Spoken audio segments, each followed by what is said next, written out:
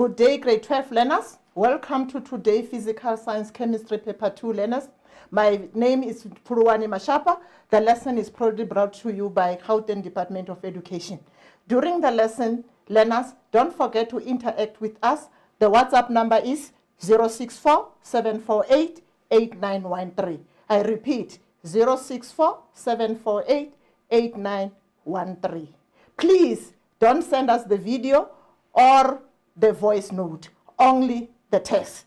The lesson that, like I said, we are going to start with our chemistry paper 2. The structure of the paper: Section A, 10 multiple choice question, 2 marks each. Section B, long question, 130 marks.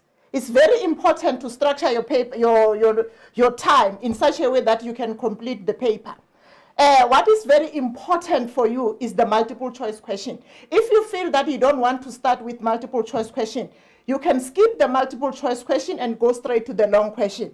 What is the advantage of doing that? While you are doing the long question, you are also getting the answer for the multiple choice question. And another advantage is that if you forget to answer some of the questions and the time it has elapsed, you can still go back to the multiple choice question and you can just guess the answer. But if the long question, you haven't done that, you cannot guess the long question. Long question, they need you time, they need you enough time for you to be able to answer and read it carefully.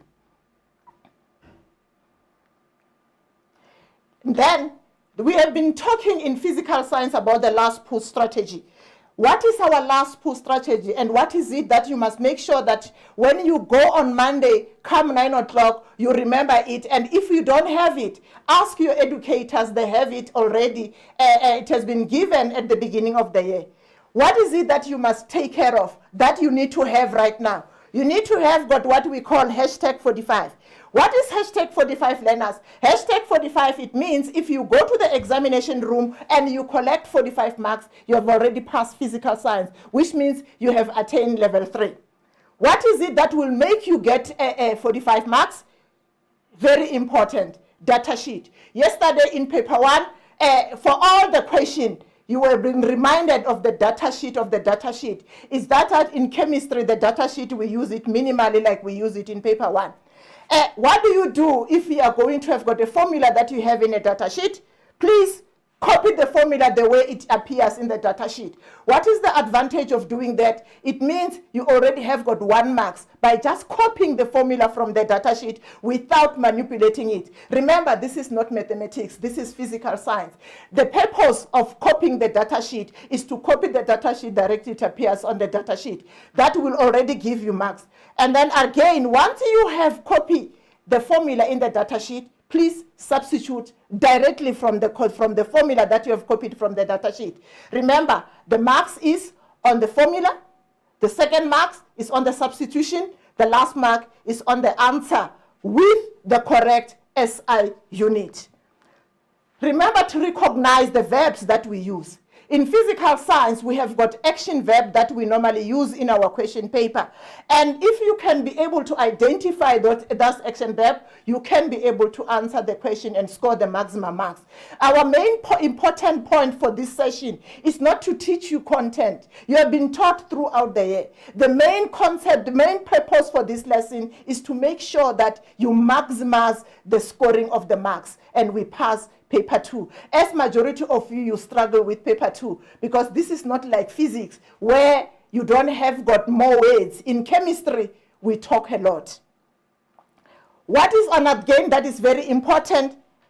Please, when the question said explain and define, the 2 action verbs are not the same. So when you know how to explain, you have to explain. When you have to define, you have to define. Remember, definition, you must copy it directly from the examination guideline. If you don't have it, make it a point that you have it. If you can have it, you can download it into the DBE website.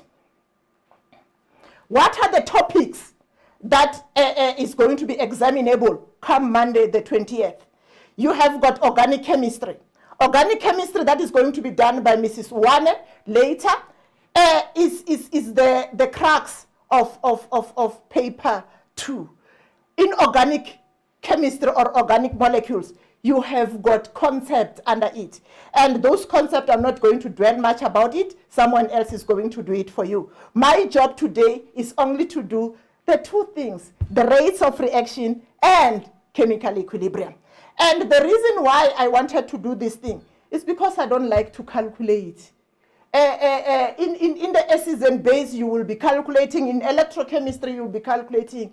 So I prefer to talk rather than to calculate. This is the structure that I've been talking about. Question 1, like I said, is multiple choice question. This one, if you skip it at the beginning of the question paper and you do it at the end, you're still fine. If they say 10 minutes left, you can close your eyes and pray to God that I can just say A, B, D, D, C, and at least you can get the marks. But if you come to the long question, you can't close the marks and hope that God will help you. You need to read the question very carefully and be able to interpret the question. But in multiple choice question, if 10 minutes left, you can be able to do it and finish it in 10 minutes left. And you just pray and say, let God help me. Then we are having 2 knowledge areas. We have got matter and material, which is 58 marks. What does 58 marks mean? 58 marks mean, like I indicated, that we need 45 marks. If you get into the examination room and you have mastered the organic chemistry, you have already passed. You have got 30% already, which is 58 marks. Then we have got what we call chemical change. Under chemical change, we have got chemical rates of chemical reaction. We have got chemical equilibrium. I'm only going to concentrate on the 2, as I've mentioned. Now, what are those action verbs that we need to look at when we start with the first topic, which is the rates of reaction? The first one, define the rates of reaction. You know, it's very much not fair to you learners, to us, because this definition has been asked so many times. I've lost count how many times this definition has been asked at the end of the year. And year in and year out, learners don't get the definition. Like it has been indicated yesterday, definition is 2 or nothing.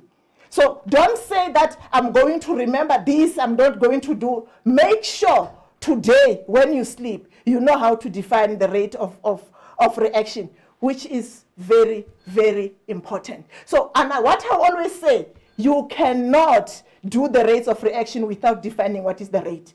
So automatically, if you don't know how to define the rate, automatically you cannot answer the question that involves the rate.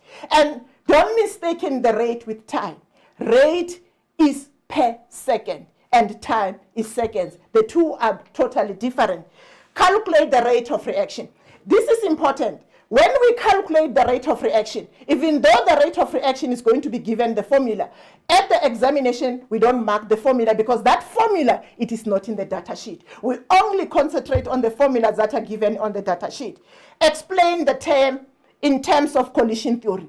It's very important. The examination guideline didn't say state the collision theory. The examination guideline said explain in terms of collision theory, which means it is the application of collision theory when you explain those factors that affects the rate of reaction. The reason why I skipped the bullet which said list the factors is that in the examination, you are not going to be asked to list those factors. What you are going to do, you are going to use the collision theory.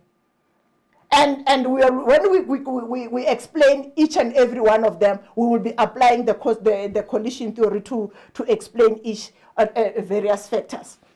What else are you going to do? Which is a difficult concept that you always miss marks. Interpret the graph. And in this case, the data can be plotted in the form of a table or can be in the very form of a graph. And in this case, we are looking at the shape of the graph. We are not drawing. You are interpreting something that has already been drawn for you. Your job is to interpret. So it's very important to know this action verb, interpret. Define a positive catalyst. And you might be wondering, why are we specific? Because in our syllabus, we're not interested in anything that is a negative catalyst. We are more focusing on positive catalyst, because positive catalyst, it increases the rates of chemical reaction. Then we have got what we call the interpretation of Maxwell distribution curve. So this is when you said, I have finished my rates of reaction, go back and ask yourself, can I define the rate? Can I calculate the rate? Can I explain in terms of collision theory? Can I define the positive catalyst? Can I interpret the Maxwell-Boltzmann distribution curve? Then let me start with the first factor. Like I said, I didn't list them because listing them is not important. What is important here is to explain those factors. Factor number one that I'm going to start with, it is the surface area. Some textbooks call it the state of division. So what is going to happen in an exam? In an exam, you can either be given an experiment that was conducted. In that experiment, they're going to give you the table, or they're going to give you in terms of the graph. Your job is to see. And what I like in our syllabus, they are not going to say compare temperature with catalyst. If that is done, it is not the fair test. Like we are going to do. On Monday, the 20th, you are going to be all given the grade 12 question paper chemistry. They are not going to say, the school in Limpopo, you are going to be given another question paper. So that is why we are saying our matric exam is fair. Why? Because we have got one control variable which is the same. So we are not going to change both variables at the same time. The minute we change the variable at the same time, it becomes to be unfair test. And that is also one of the examination questions that you can expect. Is this a fair test or not a fair test? What do you check? You cannot change both variables at the same time. Now, what do you do in exam? I'm just going, in this case now, you're left with 2 days. So remember to read the question. Once you have read the question, you can identify this one is talking about the surface area. And how do you see that is a surface area? It can either be in a powder form or it can either be in a lamp. In a lamp. Like, I like this advert that you always listen to it in a TV when they say, what do you use, Grandpa? We use Grandpa because it's powder. When as a science learner you are sitting, you don't even know why. Because it is a powder. What does that mean? It have got larger surface area. And once it have got larger surface area, it means once you drink it, it will, because it's powder, it have got more contact sites. By having more contact site, it means it is going to work effectively. So what do? Remember, and again, another advice that I can give you, you must be able to answer this question in a bullet form. We don't need paragraphs, because when you are doing in a paragraph, you tend to contradict yourself. Now, like I said, this is factor number one. We are going to explain this factor in terms of collision theory. What happened, like I said, in our syllabus, we are only concentrated in the factors that increase the rates of reaction. What happened? If you increase the surface area, you increase the rate of reaction. Do you think by answering that you have got the mark? You haven't got the marks. This is a blanket, this is a generic statement. But where do you start scoring the marks? You start scoring the marks by writing. This is your bullet number one. If you are answering a surface area, what do? An increase in surface area. This is very important. You are going to have got the bullet number one, more reaction sites. Be very much specific. That is your bullet number one. That is your one mark. Increase in surface area of the reactants results in more reaction sites. What happened when that happened? Then, once you have got more reaction sites, what is going to happen? You are going to increase the frequency. You know how to define frequency. Frequency is the number of collision per unit time. So you are increasing the frequency of the total collision. So bullet number one, you have got more reaction site. Don't just say reaction site. The word here that is very important is more. The word that is very important, increase the frequency of the total collision. And what is important when you are about to conclude, more effective collision per unit time will occur. Word more per unit time, because per unit time is the rate. And grade 12s, don't forget to conclude. Once all these 3 bullets are in your answer, the last, you will say the rate of reaction will increase. So some of you will start by indicating, oh, increasing the surface area will increase the reaction sites. Therefore, you are going to increase, okay. Therefore, you are going to increase the what we call your frequency, and then you just write effective collision. No, you don't write effective collision will take place. Stress more effective collision per unit time. All of these factors, they all conclude with this bullet. That is why I've put it in red. It's very important. If you forgot and you are supposed to explain in the examination, remember, more effective collision per unit time. Therefore, the rate of reaction will increase. Number 2, concentration. Let us define what is concentration. Concentration, it means you have got concentration is the measure of the number of moles of dissolved per unit volume.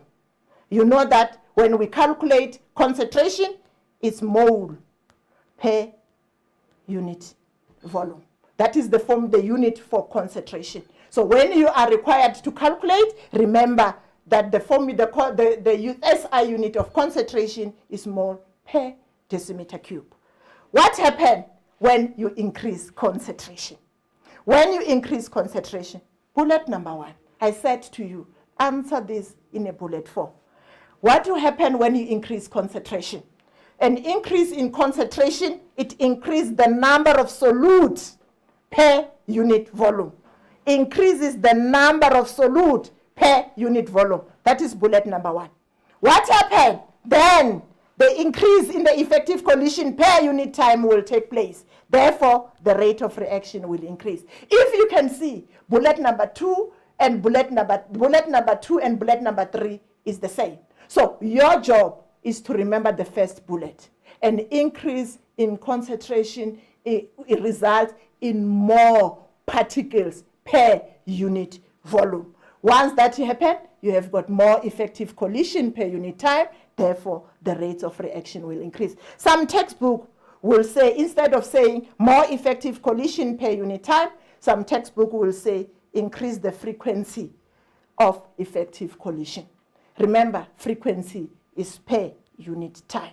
So already once you use the word frequency, you don't have to use per unit time. So be careful. That is why I don't want to use increase the frequency of the effective collision. But if you feel that you can use the word increase the effective collision per unit, increase the frequency, you are also welcome. It is correct. But don't forget, like I said, to conclude. Then once all this happens, then the rate of reaction will increase. Temperature. What happened? Remember, whenever you increase temperature, you increase the rates of reaction. And if you have been asked in an exam to explain, you haven't explained. You have just given a statement.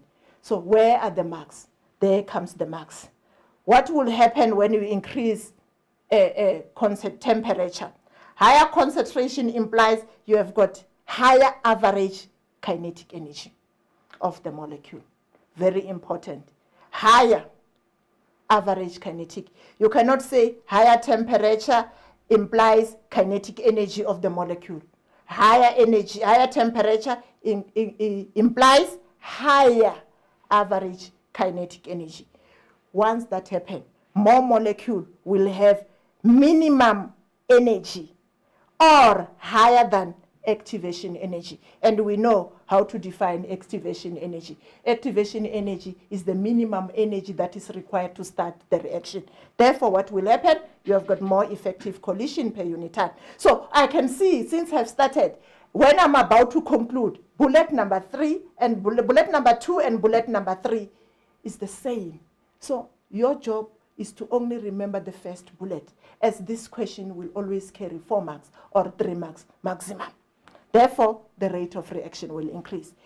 And you can see we are stressing the word more, more, more, more. You cannot just write more collision. In order for the rate of reaction to increase, the more must be effective. I always say to the grade 12 that the results that you are going to get at the end of the day, it depends on your more effective collision with your physical science activities. The more you do more activity, the better the chance for you to pass and to increase your rate of reaction. By increasing the rate of reaction, it means the chances for you to be admitted at the university. Because all of you are going to write the same examination question paper with the same number of questions. So the examination is fair. What differentiates you is the effectiveness of your preparedness for the examination. Catalyst. Remember, we don't increase catalyst, we add catalyst.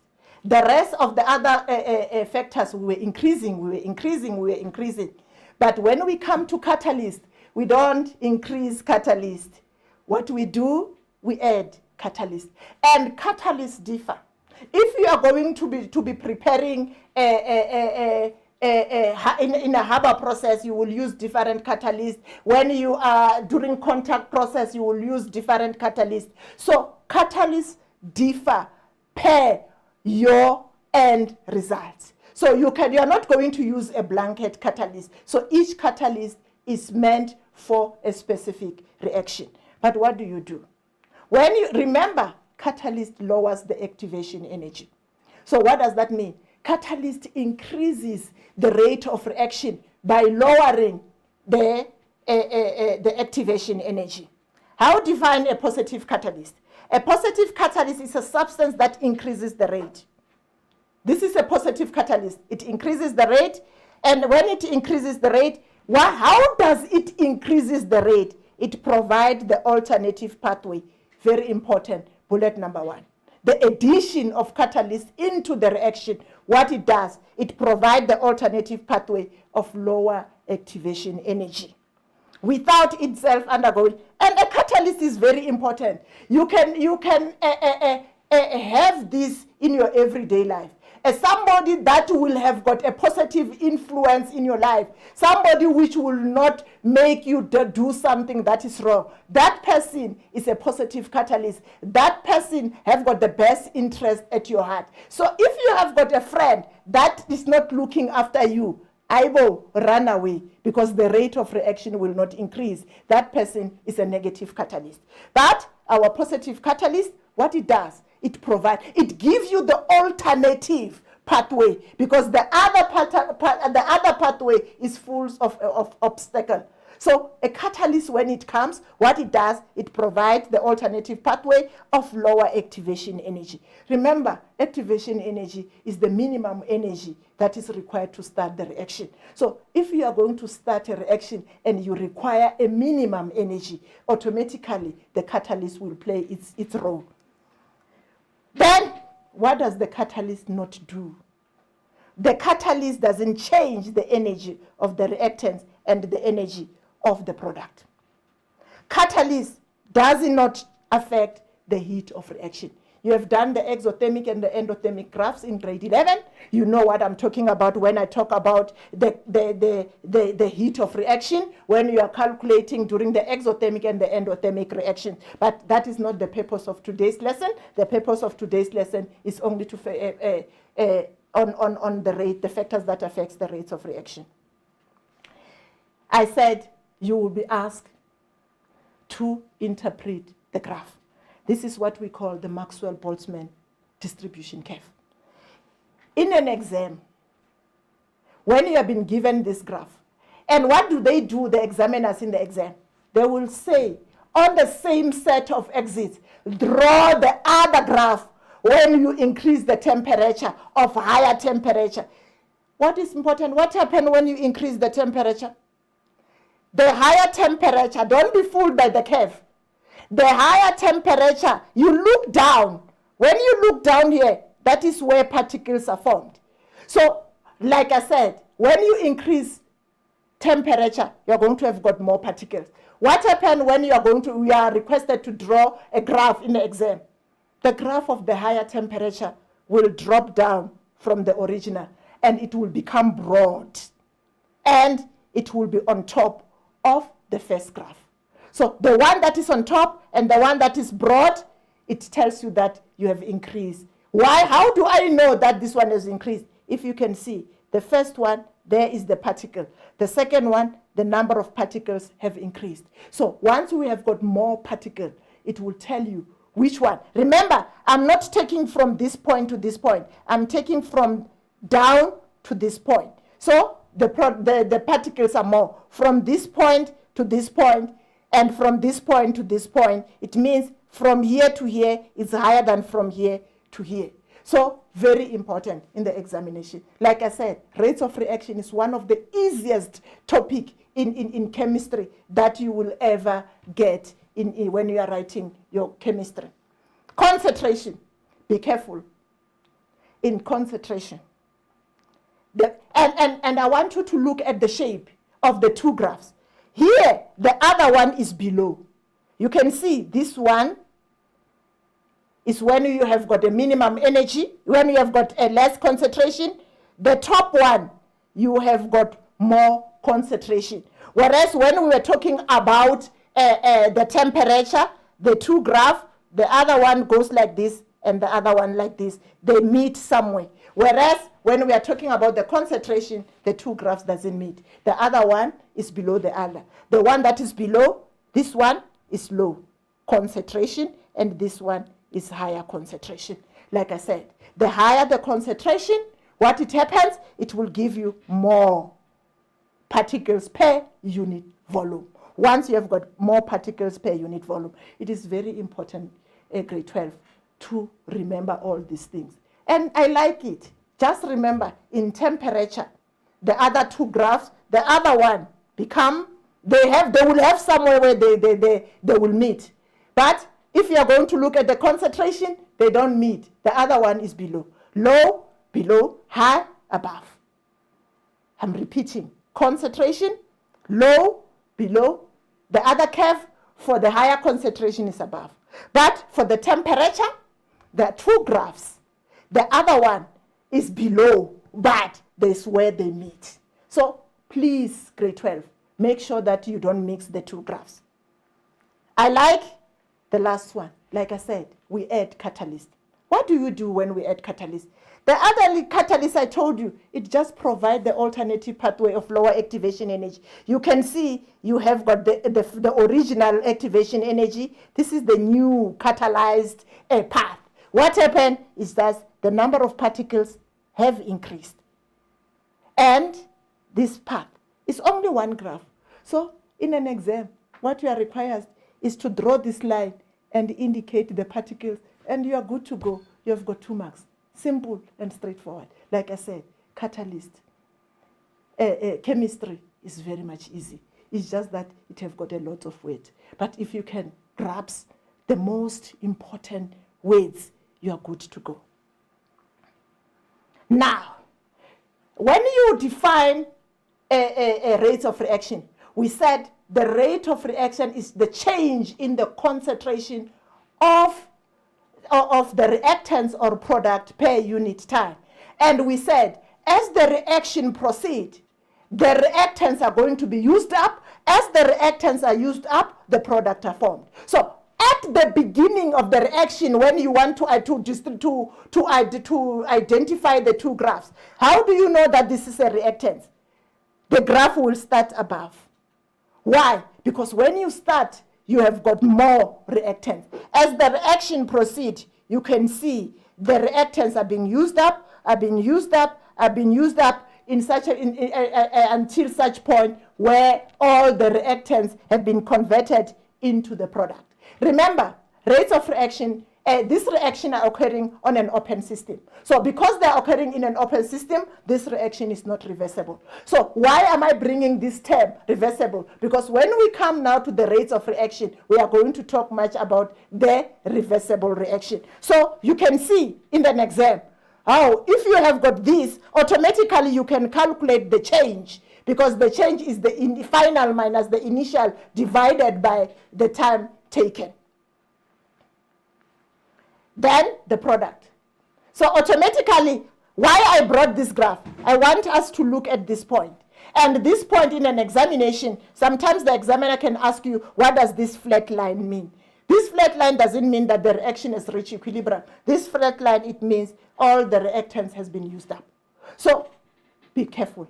Don't write, in the rates of reaction, don't ever use the word equilibrium, because it's always occurring in an open system.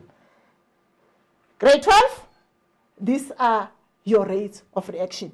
I hope you can remember the factors that affects the rates of reaction. Let me summarize them. When you are doing the surface area, what is bullet number 1? Increase the surface area, you have got more contact or reaction sites. Then you are going to have got more effective collision per unit time, then the rates of reaction will increase. What happens when you have got concentration? Like I said, concentration, it is the number of moles per unit volume. So what will happen? An increase in concentration will increase the number of particles per unit volume. That is bullet number 1. All of the factors have got, the only thing that they differ by bullet number 1, and then bullet number 2 and bullet number 3 is the same. Like I said, there's no need for you to get 0 out of 3 in this question. If you have forgotten everything, get 2 out of 3, which is 67% for that question. And this is not a question that you can say, ma'am, it's coming, it's not coming. It's already there in your paper. When you go on Monday, you're going to find one of these factors in an examination. So those factors are surface area, concentration. Concentration is more particles per unit volume. Surface area, more reaction sites. Temperature, more average kinetic energy.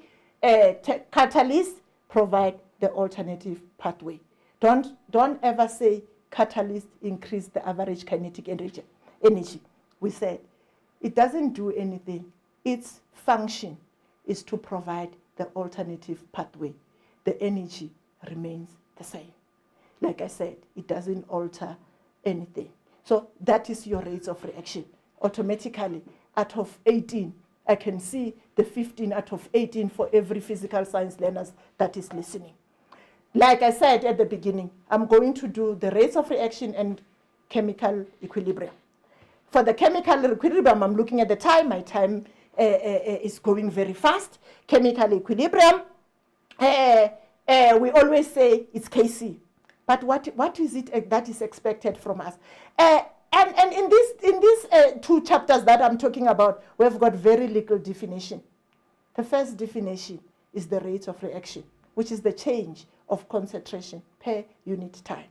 The change in concentration of the reaction per unit time. Some will prefer to use the rate change in concentration. Why I don't want you to use this definition? Because we have been stressing the word per unit time. You will end up writing, is the rate change in concentration per unit time, and get 0. Because the rate, you have already included it into the question. So I prefer you to write the change in concentration of the product or reactants per unit time. Then you're good to go. What are the definitions that you are expected to know under the chemical equilibrium?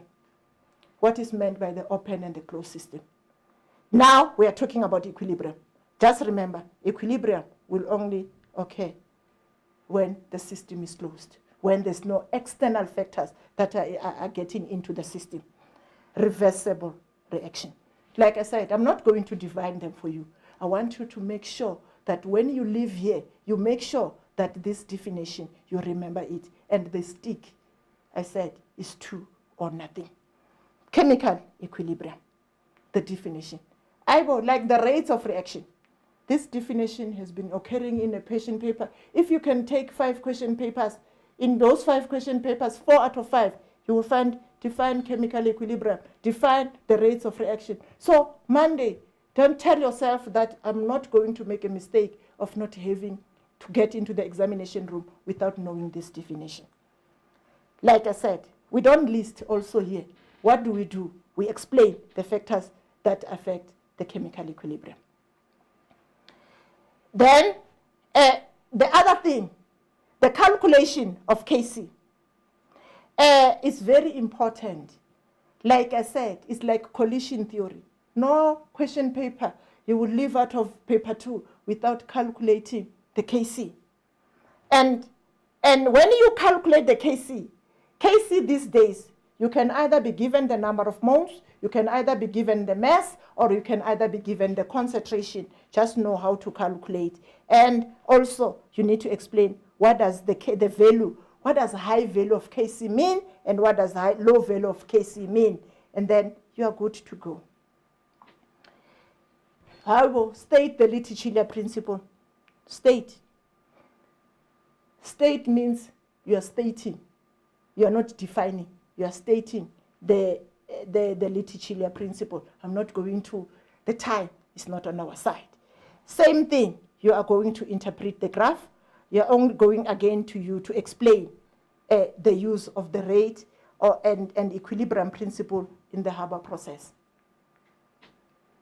How to write the Kc expression.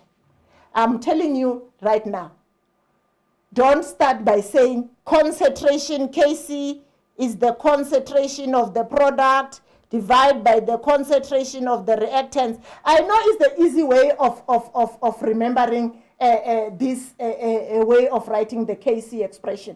But the problem is you leave it here and then you don't come and write it the correct way. And in this case, there's something that I miss. It is very much important to remember the phases, because if you write a Kc expression and if you have got a solid phase, we are saying the concentration of the solid is equal to 1. So that is why we don't include it in the writing of the Kc expression. But let's say you have got this, a hypothetical equation, and all of these are in gaseous phase.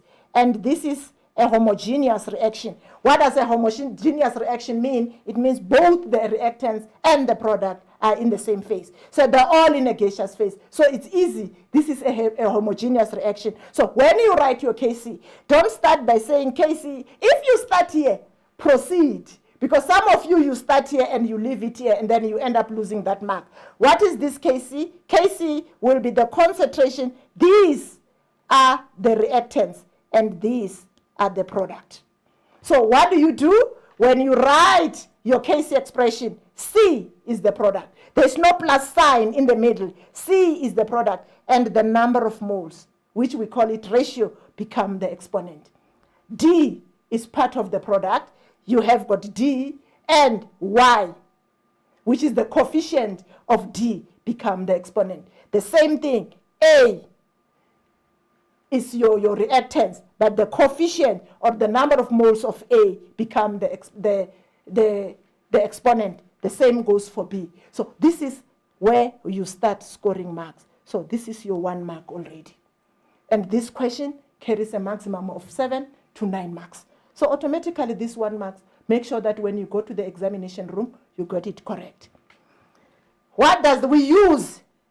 Kc, when we write Kc, we don't use these brackets. You cannot come and write Kc is equal to these brackets, which we normally use. It must be a square bracket. I hope you have taken note of what I've indicated here.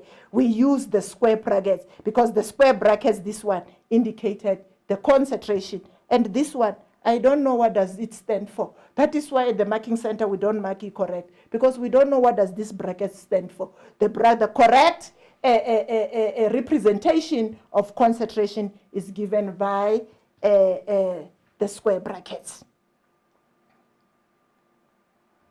Let me give you one example quickly. I like this example because this is an example of a heterogeneous. In this one, why is it a heterogeneous? It's because we don't have not all reactants and the product are in the same phase.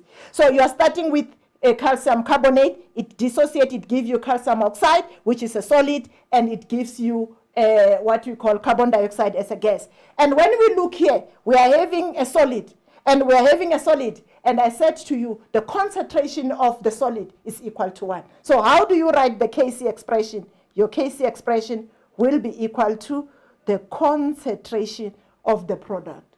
What is your product? It's CO2. What is next to CO2? It's 1. If there's nothing, it's 1. Divided by. What do I have? I've got calcium carbonate. What is calcium carbonate? Is calcium carbonate a solid? Okay, if it's a solid, it's 1. Multiply by 1. What does this give you? This gives you Kc is equal to the concentration of carbon dioxide. I didn't include solid. So we don't include solid. That's why I don't say we don't include solid. I've indicated that they're equal to 1. So you know what? Anything that is divided by 1 or multiplied by 1 remains the same. So that is why you have got the Kc of calcium carbonate of this equation as the Kc equal to the concentration. I didn't use the what we call, what do we call this? These brackets. I've used the square brackets. The same applies to your example number 2. In the example number 2, same thing. This is your product. This is your reactants. And in this case, we didn't include the liquid. So what is included? We include the gas, we include aqueous phase, and we don't include the solids and the liquids when we are writing the Kc expression. Grade 12, I hope you have listened to me. What as I said when we are starting, that you must be able to interpret what does the value of Kc mean. If you have got Kc greater than 1, what does that mean? It means the forward reaction has been favored. Kc, if we are saying the forward reaction has been favored, what does that mean? It means you have got more product than the reactants. Kc less than 0, less than 1, what does it mean? It means the reverse reaction has been favored. You have got more reactants than the product. This one, I'm only left with 3 minutes, grade 12. In this one, I'm just going to tell you the skills. When you read this question, you've got 3 moles of hydrogen, 3 moles of oxygen, and these have been in a container of 200 cubic centimeter cube. What you do first when you're calculating Kc, convert this 200 centimeter cube into decimeter cube. What do you do that? You divide by 1,000. That is number 1. Number 2, what do you have? It has been placed in this is the temperature, the equilibrium has been reached, and you have got 0.1 mole of that is left. Determine the Kc. What I want to, I'm not going to do this for you. I'm just going to tell you the skills. What do? You know very well that you are supposed to do the table. This is your table. In the table, don't use ice. We don't know what is ice. Write it in full. Don't say ice, don't say rice, don't say, I don't know some of the things. You start with something that we don't know. Mina, I only know testic rice. I don't know any other rice in physical sciences. So all those things have got their names. Write them in full. You are going to score your marks. You have got the number of moles. If you can see the ratio is 2 is to 1 is to 2. And once it's like this, it's very easy. Kc, we don't mark the final answer. We only mark the skill. What is the skill number 1? Your skill number 1, you have been given the ratio 2 is to 1 is to 2. Then this is the number of moles at the beginning. Oh, then when you come to this one, which we call it the change. Some of you call it the rise, the C, whatever you do. That is very important. Why? By writing 2x minus x and 2. What have you done? You have used the ratio. The mark is here for using the ratio. Automatically, you have got 1 mark.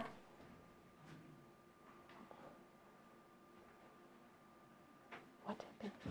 Automatically, you have got 1 mark for using the ratio. The second mark will be for subtraction. The fourth mark will be for dividing by the volume that I said. You must divide by the volume. And there is it. Your mark, there is the ratio. The second mark, by dividing everything here by the volume that you were given as 200, you already have another mark. By using this ratio of 2x minus x, you have got another mark. By subtracting the change, you have got another mark. By writing your Kc expression, which in this case will be the concentration of H2, 2 become the exponent, over the exponent, the concentration of hydrogen, multiplied by oxygen, another mark. After you have done that, taking these values that you have got here, substitute into the correct KC, you get another mark. So how many marks? 1 mark, 2 marks, 3 marks, 4 marks, 5 marks. If you forgot in the examination, grade 12, set your own question and remember the skill. The skill is on the ratio, the using of the ratio. If they've given you 2:1:2, when you start using the ratio, it will be 4:2:4. Then you are going to get a mark. Subtracting, you get a mark. Dividing by the volume, get a mark. Writing the correct KC expression, another mark. Substitution, the value, you get a mark. The rest is mathematics. You're going to get to go. Grade 12, I hope you have enjoyed this lesson and you have been asking the question and they've been answering you on our WhatsApp number, which is 064-748-8913. We are going to take a break. When we come back, we'll be dealing with organic molecule, which is 58 marks. So what I've done so far, I've done only 30 marks. So we are adding 58 so that by the end of the day, we have got 150. And out of 150, I'm urging and pleading to each and every one of you, let us go and have 60 out of 150. Then we will be admitted at the university.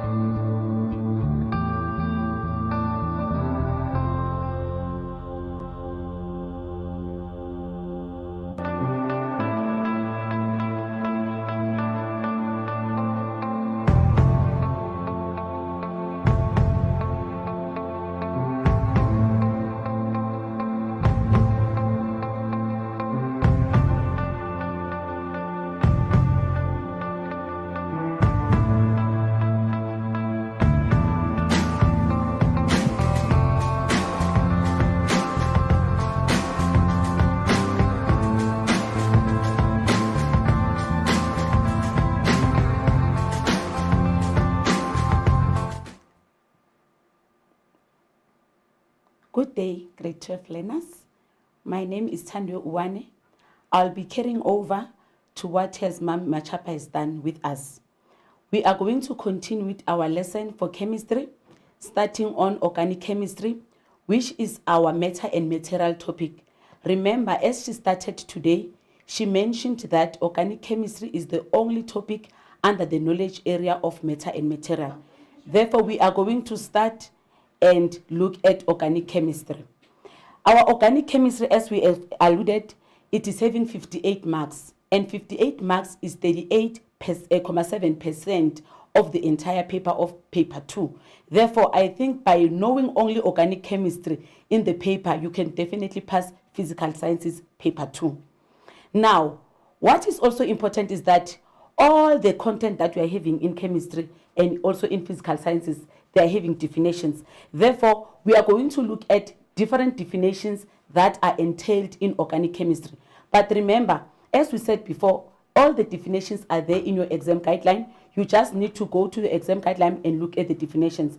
Definitions that are also tabled on the exam guideline are definitions like functional group, hydrocarbons, homologous series, saturated and unsaturated, and isomers. Therefore, these definitions, as they are stipulated on the exam guideline, they need to be understood and be recalled the way they appear in the exam guideline. Remember, recall is one of the skills that you must attain in physical sciences and is a skill that is under the cognitive level number 1. Therefore, it is very important that you know the definitions. So all the definitions that I've mentioned here, they are not only the only definitions that are on this topic. However, they are the most important definitions that learners need to know in order for them to understand the topic organic chemistry. Now, I'm going to start and look at different definitions. By going back, the two definitions that sometimes are a problem to most of the learners are definitions on a functional group and homologous series. Remember, learners, a functional group, it is a characteristics that define a homologous series, meaning that a homologous series can be identified using a functional group. The reason why I'm starting to try and clarify the two definitions is because those are the two definitions that are bringing challenges in terms of their understanding. Therefore, we need to know what is the meaning of the homologous series, and we need to know what is a functional group. So I will always say a functional group, it is used to identify a homologous series. A homologous series is like a family or a group of compounds that have the same characteristics. That is why the word says homo. Homo means the same. Therefore, all the homologous series that belongs to the same series, they will have the same functional group. So that is why I wanted to start and explain the difference between the two before we can go to different homologous series looking at their functional groups. Now, in terms of the definitions of isomers, I know before isomers were just defined as the molecules with the same molecular formula but different structural formula. However, that definition only defines a structural isomer. In terms of the organic chemistry, according to our exam guideline, we need to define 3 types of isomers. The 3 types of isomers that we are going to look at chain isomer, positional isomer, and functional isomer. So in terms of the chain isomer, what is common about all the isomers, the 3 of them, is that they have the same molecular formula. Therefore, when coming to their definition, it means for all of them, 1 mark will be provided for the same molecular formula. And the other mark is the one that will now try to define the difference between the 3 isomers. For example, in terms of the chain isomer, we are going to look at the chain length or branch to say same molecular formula, but different chain length, or the other one is branch and the other one is not branch. And then in terms of positional isomer, we are going to look at same molecular formula as the first one. However, what is different is the different position of the chain or the functional group or the atom in terms of explaining in terms of the different homologous series and the functional group. And then the functional isomers, we only have 2 pairs of the functional isomers according to our exam guideline. Our functional isomers are aldehydes, which is a functional isomer of ketones, and esters, which is the functional isomer of carboxylic acids. Therefore, When coming to the functional isomers, you need to check first what is it that is given to you so that you can provide the functional isomer. So you know that if it's a functional isomer, it cannot belong to the same homologous series. However, in terms of positional isomer and chain isomer, those isomers can only be identified if those compounds belong to the same homologous series. So that is how our exam guideline is confiding in terms of the isomerism or in terms of the isomers. Therefore, you cannot compare the chain isomer of an alcohol and an alkane because they don't belong to the same homologous series. However, you can compare the chain isomers of different alcohols or the chain isomers of different alkanes. As long as they belong to the same homologous series, then you can be able to compare or to identify isomers. And then we are having 9 homologous series. I think it is very important that we know what we are dealing with. We are having 9 homologous series starting from the alkanes, alkenes, and alkynes. And then we go to alkyl halides. Sometimes we call them haloalkanes. We have alcohols, carboxylic acids, esters, aldehydes, and ketones. And then we have also tried to show what is it that is different in terms of our homologous series, in terms of the way we name them or in terms of their suffix so that they can be identifiable. Remember, at the end of the day, we need to know different homologous series and their functional group. And the only way we can also name them is by knowing how do we write their suffix, because those suffixes are the ones that will make them to be different from one another. So in terms of the alkanes, I've written ANE as the suffix of the alkanes, ENE, YNE. So you will see that all the homologous series, they will definitely have the suffix that is different from one another in terms of naming them. I also tried to classify the different homologous series by looking at each and every one of them. What is it that is unique? What is it that is different? In terms of the 3 hydrocarbons, we have the first 3 hydrocarbons. Those compounds, the only thing that they have is hydrogen and carbon. Meaning that if you see a structure without a hydrogen or a carbon, you cannot classify it as an alkane, an alkene, or an alkyne. Therefore, all the hydrocarbons will have hydrogen and carbons, and there's nothing more that will be added to that compound. However, inside those hydrocarbons, we know that their difference can be others have single bond, others have double bond, and others have triple bond. Therefore, they can be further being classified in terms of the way they are having the bonds. So in terms of the alkanes, we will only have single bonds, and then alkenes will have a double bond, alkynes will have a triple bond. What you must also know is that the examiner will not give you more than 2 functional groups in a structure. Therefore, if you see one double bond, already you know that this is an alkene. You will not have more than 2 functional group in a structure. That is what is restricted according to the exam guideline of DBE. And then alkanes with halogens, we name them haloalkanes or alkyl halides. Those ones are the alkanes with a halogen. However, also in terms of our exam guideline, we are also restricted to only 2 halogens, which is a chlorine and a bromine, which are diatomic elements. So we know that Cl2 and Br2 are the only halogens that we are going to see in our structures. Then we have those compounds with 1 oxygen. The reason why I'm saying 1 oxygen is because, remember, we are only going to have only 1 functional group in a structure. Therefore, if you see a 1 hydrogen in a molecular formula, you must either think of an alcohol, a ketone, or an aldehyde, because those are the ones that will have only 1 oxygen. Then the compounds with 2 oxygens will be carboxylic acids and esters. Therefore, this will assist you, especially when we are dealing with molecular formulae, in terms of identifying different homologous series. You will know what is it that you are restricted on in terms of identifying them. Then we are also going to do the IUPAC naming. Remember, in terms of the IUPAC naming of compounds, the compounds can only be named after being identified. For the reason that I gave the previous slide to say, how do we see that this is an alkane? How do we see that this is an alcohol? Or how, that is the first thing that you need to do. You cannot name anything before you identify it. You can only name me after you have seen me That means a homologous series can only be identified after you've seen its functional group, or after you've seen how does it look like. Therefore, it is very important that when you are naming, you must firstly identify the homologous series. After identifying the homologous series, then you will identify the longest chain. Remember, our longest chain is not always a straight chain. Sometimes a longest chain, as long as it is bending and it doesn't break a chain, is a chain. Therefore, a longest chain is the first thing that you're going to identify. The second thing, you are going to identify the functional group in terms of where is the functional group if that specific compound has a functional group. But you must check where is the functional group, and you must also check where does the functional group. In terms of, the number of carbon will get preference because you must number your carbon, and the numbering will get preference because after you have seen the chain, you must check where the functional group is.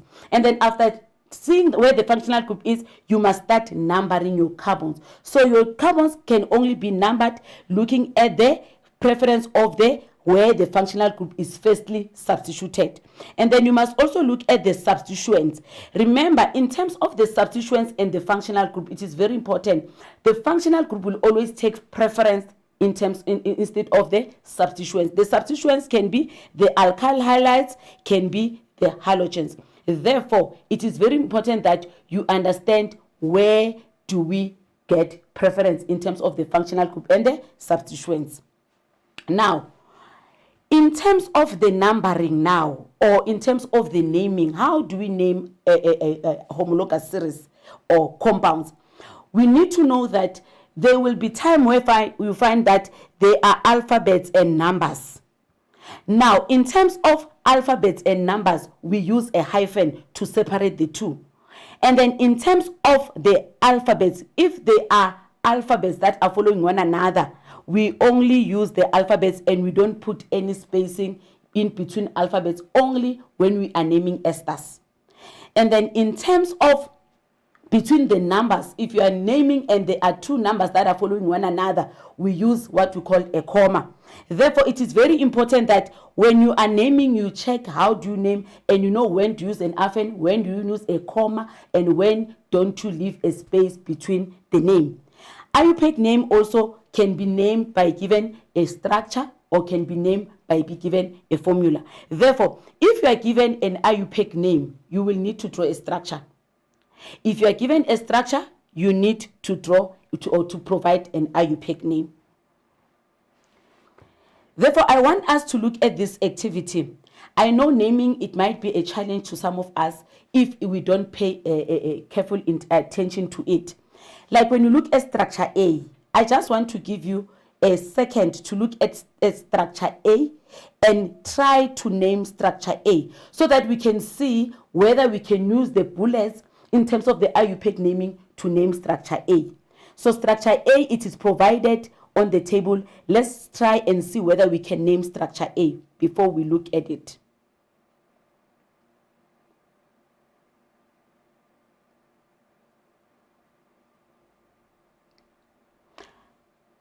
I hope you are able to name structure A. Then let's look at structure A.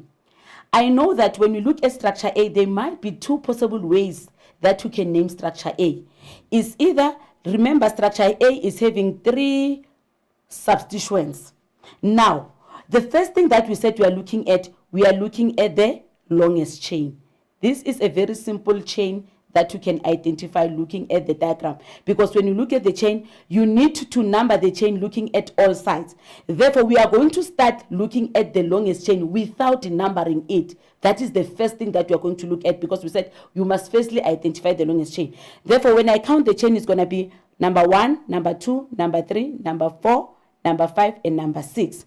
And then I can also number my chain by looking at number 1, number 2, number 3, number 4, number 5, and number 6. And then if I look at the chain which is having this substituent, it's going to be number 1, number 2, number 3, number 4, and number 5. So it means all the sides that are showing the longest chain are showing the longest chain as number 6, which is an hexane, if it's an alkane. And when you look at the structure, the first thing that you did, you have identified the structure as an alkane because it is having only the single bonds. However, there is an alkane that is having an extra a halogen, which is a bromine. Therefore, it's not just an alkane, but it's going to be a haloalkane because of that. Now, our longest chain is 6. Now, the next thing that we have to look at, we have to look, where do we start numbering our carbons? When you look at our structure, in carbon number 2, from this side, if this is number 2, we have a alkyl, we have an alkyl. And then when you start from this side, in carbon number 2, we have a bromine. Now, the next thing that we have to look at now is, where do we start numbering our chains? Because in both sides, we are having a substituent in carbon number 2.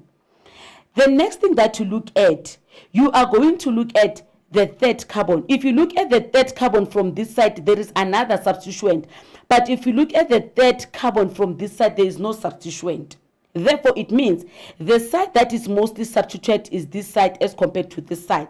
Then when you name this structure, it means in carbon number 2 and in carbon number 3, we have 2 methyls. And these 2 methyls are di, because 2 is di, 3 is tri. So we have 2, which is dimethyl.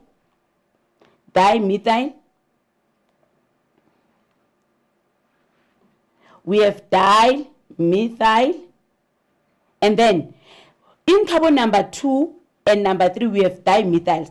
And then if this is a dimethyl in carbon number 2, number 3, where is a bromine? Therefore, it means from this side, if we count from this side, because this is the preferred side from this numbering, because of the most substituted side, it means our bromine is going to be in carbon number 5. So our bromine is in carbon number 5, which is our bromo. Now, how do we then name? Remember, numbering and naming is not the same. We number in terms of the substituent preference. However, naming is always name alphabetical order. Now, if we look at the name of this structure, now the name of this structure, because bromine comes before methyl, B comes before M, it means our structure is going to be 5-bromo-2,3-dimethyl. Our longest chain is hexane. Therefore, our name starts with bromine. However, when we're looking at the numbering started with what? With the smallest number of substituent in terms of the preference. Now, sometimes you can get confused. Those learners who might have a problem whereby they look at the structure and start with and make bromine 2 and make these 2 substituents 4 and 5. If you have such a dilemma, the best thing that you can do, you can add your substituents. When you add your substituents, when you have a dilemma of which side is it preferred, instead of starting numbering, you add the two substituents. This one will give you 10. However, if you started with 2-bromo 4,5, this one will give you 11. Therefore, you compare the two numbers and take the numbering that will always give you the least number or the smallest number. Therefore, in our case here, the 5-bromo 2,3 dimethyl hexane is the correct one, because as we add the substituents, it gives us 10 instead of 11. However, learners, you must remember that these hyphens, these commas, they are a part of the name. This is a system of naming these compounds. Therefore, it is very important that you don't leave them behind. They must also be part of. If you leave a hyphen, we remove a mark.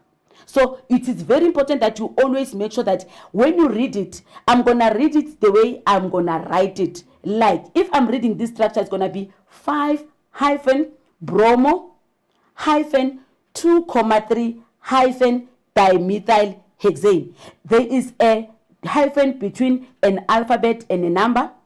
There is a comma between numbers, and I don't leave spaces between two alphabets. So it is very important that when you name your structure, you must be very careful and not leave the hyphens and the commas.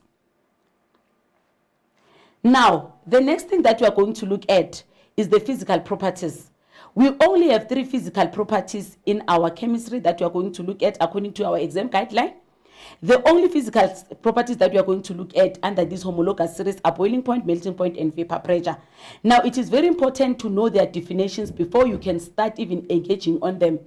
You must know the definition of boiling point. You must know the definition of melting point. As long as you see the word point, you must know that these are temperatures. Therefore, a boiling point is the temperature and a melting point is the temperature. It is very important that when you give the definition, you use the word is the temperature, because that is the temperature that identifies that specific physical property. So, if you look at melting point and boiling point, you will start by looking at the way they react with one another. What is the relationship between boiling point and melting point? If you look at the melting point and boiling point, their relationship is proportional, meaning that when the boiling point is high, the melting point will also be high. When the boiling point is low, the melting point will also be low. These two points, which is the boiling point and the melting point, they are a vice versa in terms of the vapor pressure. The vapor pressure is now opposite to the melting point and the boiling point. As I used the two lines to say what happens to the vapor pressure if the boiling point is high. It means if the boiling point is high, the vapor pressure will be low. If the melting point is high, the vapor pressure will be low. However, if the boiling point is low, the vapor pressure will be high. And if the melting point is low, the vapor pressure will also. So these definitions are provided to you in the exam guideline. Definitely, if you don't have an exam guideline, we have a new exam guideline for 2021. Just download the exam guideline. But anyway, our teachers are also having the exam guideline for 2021. Just get that exam guideline for 2021 and make sure that you master the definitions as they appear on the exam guideline. Therefore, these physical properties are the ones that we are going to look at in terms of, and I always say these physical properties, actually, we are going to look at them as our dependent variables, because are the ones that we are going to measure. They are our dependent variables because they are the ones that we are going to measure in terms of comparing different homologous series. Now, let's look at what is it that we are going to look at in terms of looking at the physical properties, which are our dependent variables. These ones, I normally call them our independent variables. What will make the boiling point to differ from one substance to another? What will make the melting point to differ from one substance to another? And what will also make the vapor pressure to differ from one substance to another? The only things that can make these boiling points, melting point, and vapor pressure to differ from one another, number one, is the chain length. If you are going to look at the chain length, you must know that we are going to deal with the comparison of different homologous series. Therefore, in terms of that, when we compare the chain length, we only have to be confined to one type of homologous series, meaning that when you look at the chain length, you can only look at the chain length of the same, of compounds that belong to the same homologous series. If you look at the surface area or the branches, you must also look at the compounds that belong to the same homologous series. However, if you look at the type of intermolecular forces, now in terms of the type of intermolecular forces, you are now comparing in terms of different homologous series. Therefore, it is very important that you know the difference between the chain length and the branch. Remember, when you talk about the chain length, what you will change is the chain size. For example, if I'm taking alkanes, what will be different from my alkanes is the number of carbon chain in that alkane, meaning that I can compare propane, butane, and pentane. What makes them to be different is their chain size. However, what is controlled, because remember, whenever you are doing an experiment, you must have your dependent variable, you must have your independent variable, and you must have also your controlled variable. So in this case, what is going to be controlled is the type of the homologous series, because they will all belong to the same homologous series, which is alkanes with single bond only. But what will be different from them is their chain size. Therefore, you need to check what is it that makes them to be different. So in terms of their chain length, we know that the longer the chain, the higher the boiling point, the higher the melting point. However, the lower the vapor pressure. Remember, always the vapor pressure is the opposite of the melting point and the boiling point. Now, if you compare the branches, now in terms of the branches, if you compare a branch, what is it that you need to control? As compared to the chain length, in the branches, you need to compare or you need to control the size of the molecule. Now, I normally say, in terms of this one, the branches, we normally use what we call the chain isomers. The branches, we will only look at the chain isomers because we will just make the same compound to be compact or the same compound to be unchained. So it is very important that you know exactly what is it that you are comparing in terms of the surface area or in terms of the branch. The other compound must be branched, the other compound must be unbranched. For example, if you use butane and methyl propane, butane and methyl propane have the same molecular formula, but butane is unchained and methyl propane it is chained. Therefore, what will make them to be different? The chain, the more the surface area is branched, or the more the branch, the compound, the lesser the boiling point, the lesser the melting point. However, the higher the vapor pressure. So it means most of the unchained compounds will have a higher boiling point and melting point as compared to the chained ones. So when you increase the surface area, you are making the boiling point and the melting point to be higher. However, when you decrease the surface area, you are making the vapor pressure to be higher. However, the melting point and the boiling point will be less. This is very important that you must know when to compare what. And then the last one is when you compare the intermolecular forces. Now, when you compare the type of intermolecular forces, we are going to look at different types of intermolecular forces according to the structures. We know that we have London forces, dipole-dipole forces, and hydrogen bonds. Now, which compounds falls under London forces? Which compounds falls under dipole-dipole? And which compounds falls under hydrogen bond? Remember, all the forces that I mentioned here are weak van der Waals forces. All of them, they are weak forces. However, even if they are weak, how they differ in terms of their strength. The London forces are the weakest, followed by the dipole-dipole, and then the last one is the hydrogen bonds. So the compounds that falls under London forces will be the hydrocarbons. I think we remember by now what do we mean by hydrocarbons? Those compounds with hydrogen and carbon only.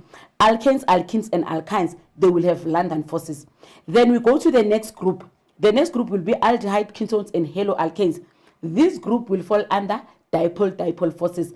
But not forgetting that if they have dipole-dipole forces, they still have London forces. However, what is outstanding on these compounds is the dipole-dipole because it is stronger than the London force. So normally when we answer, we tend not to also mention that they have London because we already know that for them to go to the second category of dipole-dipole, they've already overcome the issue that they do have London forces. Then the last one of alcohols and carboxylic acids. These ones are the ones that are having hydrogen bonds. And these ones, they are also categorized in terms of the hydrogen bonds. The alcohols have one side of hydrogen bond and the carboxylic acid have two sides of hydrogen bond. Therefore, in explaining, there is no need for you to explain that they have London forces, they have dipole-dipole, and then hydrogen bond. Because definitely in terms of the outstanding, even if you are currently in grade 12, if I can ask you the highest qualification that you have, you will give me grade 11. You know that you do have grade 1. However, for you to be able to go to grade 12, you must start definitely by having grade 1. Therefore, that is why when we try to explain and try to summarize this, we normally don't put all the other forces. It is not a problem if you put them. However, to limit the number of words that you can use in terms of explaining this, you can only talk about the outstanding forces that each and every compound has. So it is very important that you understand this. So the stronger the intermolecular forces, the higher the boiling point and the melting point and the lower vapor pressure. As we know that the vapor pressure is always the opposite of boiling, melting point and boiling point. Now let's look at this activity. When you look at this activity, definitely, learners, you need to know that the definitions will always be part of your exam. So the definition here is given. However, the reason why this activity was chosen is because it is having a graph. So a graphic representation, it is one of the things that you must be able to interpret. If you look at this graph, you can see that this is a graph of boiling point versus the number of carbons, meaning that if it is about the number of carbons, is the boiling point between is the graph between the boiling point and the chain length. Now, it is very important that you know that the relationship between the boiling points and the number of carbons of different chain molecules, aldehydes, alkanes, and primary alcohols is investigated in SKF A, B, and C. Now, what is it that you are? Immediately when you are given a statement as your preamble, you need to check what is your dependent variable and what is your independent variable and what is it that is being controlled. So when you look at this, you look at the relationship between boiling point, and I explained that all our physical properties will be our dependent variables. So here we are measuring the boiling point. So immediately when you see this, you know that the boiling point is your dependent variable. And then what is it that you are comparing with, or how are you measuring your boiling point? You are looking at the number of carbon atoms in a straight chain. So the number of carbon in a straight chain is what you are going to compare with. Now they say, write down the structural formula of the functional group of the aldehydes. Definitely this is what we covered. As we said, we must be able to know the functional group of different homologous series before we can start identifying and naming them. And then the next thing says, the graph shows that the boiling points increase as the number of carbon atom increase. Fully explain, and this is 3 marks. Now, how do we explain this? I think this is what we need to understand in terms of how do we now answer a question in terms of comparison, in terms of physical properties. We know already that we are looking at the measurement of the boiling point. And we know again that as we know that the dependent variable, the independent variable on this specific question is looking at the number of carbon chain. Therefore, it means we need to now say, how do we compare? The first thing that you need to do, you need to look at the type of intermolecular force. So if you look at the type of intermolecular force, we must talk about the type of intermolecular force. The second thing, you must talk about the strength of the intermolecular force. And the last thing, you must talk about the energy needed to overcome those intermolecular forces. So it is very important that in your answering, or when you are you are responding to this question, you need to mention the 3 bullets: the type of intermolecular force, the strength of the intermolecular force, and the energy needed to overcome those intermolecular force. Therefore, by looking at the time, I know it is not going to be possible for us to look at this question and try to answer it in terms of that. However, before I can go to the next section, which is reactions, it is very important to use the degree of comparison in terms of these molecules. Use words like higher, stronger, more, because let's say if aldehydes you compare aldehydes with alkanes, what you know is that aldehydes will have a higher boiling point and higher melting point. So you need to identify that aldehydes have a dipole, which is the type of intermolecular force. The second bullet, you need to explain the difference between the type or the strength of the 2 intermolecular force. As the alkanes are having London forces which are weaker than dipole, then you need to also explain that dipole forces are stronger than London forces. Not strong, but stronger. And if dipole forces are stronger, therefore more energy will be needed to overcome those intermolecular forces of dipole forces, and the higher the boiling point. So the degree of comparison must be seen in your statement as you are comparing the compounds, and definitely making sure that the bullets of type of intermolecular forces, of strength of intermolecular forces, and energy needed to overcome those intermolecular forces are always mentioned on your explanation. The next thing on under organic molecules, I think you can see how huge is the topic. Already we have just started with only organic chemistry and it's already 30 minutes gone. So organic chemistry with the 58 marks, you can see you need to do more in terms of it. In terms of the reactions that you are going to look at, we know is combustion. In terms of combustion, we're only going to do combustion of alkanes, where alkanes will react with oxygen. What is important here is the balancing, because you know that oxygen as a diatomic molecule, you need not to write it as O, but you need to write it as O2. And that O2 is the one that will always make sure that we balance it so that our reaction is balanced. And then the second thing that we are going to look at, we are going to look at substitution reactions. The substitution reactions, we are only going to look or concentrate on those compounds that are saturated. The compounds that are saturated are alkanes, alcohols, and haloalkanes, because in our syllabus, we don't do haloalkanes. So these are the ones that will undergo substitution reactions because they are all saturated. Now, what you need to understand also is that when you take an haloalkane and then you undergo substitution and it provides you or you get an alcohol, that type of substitution is the only substitution that is named in our exam guideline, which is hydrolysis. So you will know that moving from haloalkanes to alcohols, you will have hydrolysis, which is a substitution reaction with conditions that we must use a diluted strong base, because water is needed for that reaction. That is why it's hydrolysis.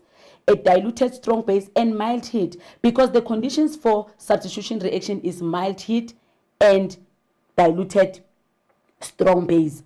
And then also you can do the substitution where you make an alcohol and become a haloalkane. That substitution is just substitution reaction. It is not having any weight. And then you can also substitute using the halogens. So these substitution reactions are very important, because you must know that these substitution reactions will be done when they are saturated hydrocarbons only. Then we have addition reactions. In terms of addition reactions, we'll need to have unsaturated hydrocarbons.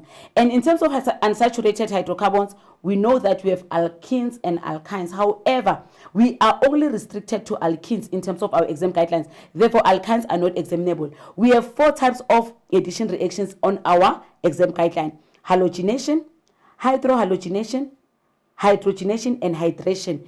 And then these names that I've just mentioned here, they will always be given according to what you're going to add in your reaction. And these are also going to be done through in a saturated hydrocarbon, which is going to have a double bond. And in our case here, we'll only deal with the addition reaction of alkenes. And then the last reaction that you are also going to look at is the esterification. This esterification, most of the schools did this reaction early this year when they were doing their prescribed experiment, or when they were doing their formal experiment in grade 12.